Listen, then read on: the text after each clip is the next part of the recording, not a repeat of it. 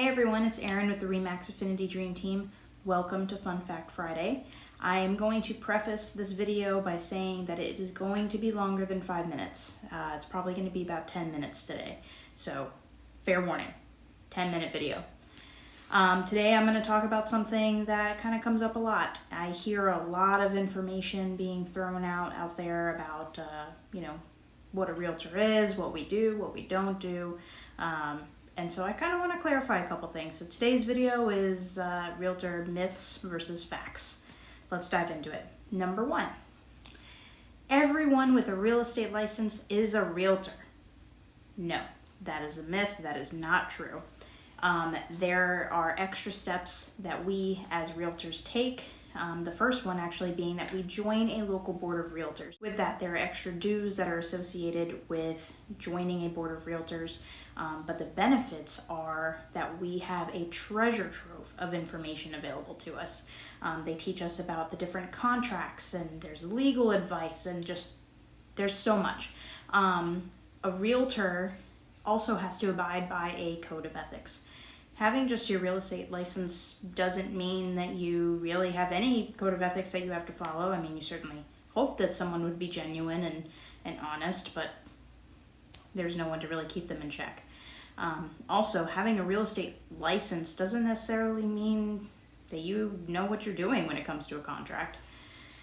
Realtors have to take extra continuing education courses so that we know what we're talking about. We have to learn about all the different contracts and as is versus a standard versus a FAR bar versus a NABOR. There's a lot that goes into it. But as realtors, we dedicate a lot of time and effort and money into learning everything that there is to know about the contracts. Number 2, buyers have to pay for representation. That is not true. That's a myth. As a buyer, you do not have to pay for a realtor. It's kind of funny. You actually get free professional help, and it's licensed professional help. Go with it. Let us help you. It doesn't cost you anything. The other one I want to talk about is realtors get paid to do nothing. I hear that all the time. We just show up, we open a door, we just, sit around and we just make a lot of money for doing nothing. It's silly to use a realtor. That is not true. That could not be further from the truth. When you are a listing agent, you spend a lot of time to research the property and then research the comparable properties. You pay for marketing, you pay for a photographer, you are investing a lot of time into this, and then even when you get it under contract, you have to negotiate it with your sellers to make sure that it's the best deal for your sellers. And then on top of that, you kind of, as a listing agent, almost are, in my opinion, like the metronome of the deal, keeping everybody in check, because there's a timeline written into these contracts and they need to be on schedule. As a listing agent, it's our job to work with the buyer's agent to make sure that everything is tracking as it should be. Buyer's agents, man, do we work hard.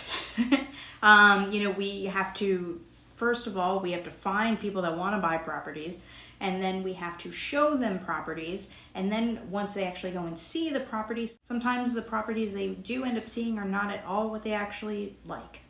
I will say from personal experience, my record at this point is 103 properties shown to the same client. At the end, she did end up buying something. She's very happy, but if that doesn't tell you there's a lot of work that goes into it, I don't know what would. Other than that though, other than just showing properties, we have to negotiate offers. We have to make sure that the inspections are on point. We have to make sure that the appraisal is done. We have to make sure that the mortgage person has everything in line so that we can close on time.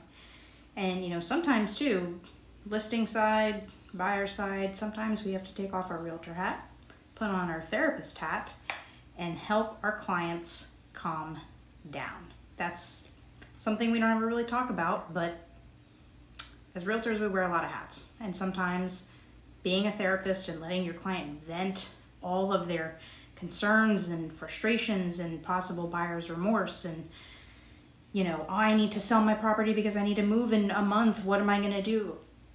That's what we're here for. We work hard so that you can have less stress. As realtors, that is our job. Having a real estate license means that you can work in the entire state of Florida. That is true. Some people don't even think to do that. Personally, I have friends and family all throughout the state. If somebody wanted me to come to the other side of the state and help them to buy a property, I am willing to do that, and I can as a realtor.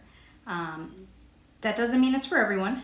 If you are not willing to go over and physically be there to help, with the inspection and the showings and all that, it's probably best to refer that business to someone else. That's my opinion, at least. But yes, that is a thing. If you have a license in the state, you can write a contract and work anywhere in the state. Another thing I want to talk about. All deals are exactly the same. No, that's not true. No offense. I hear these kind of stories all the time.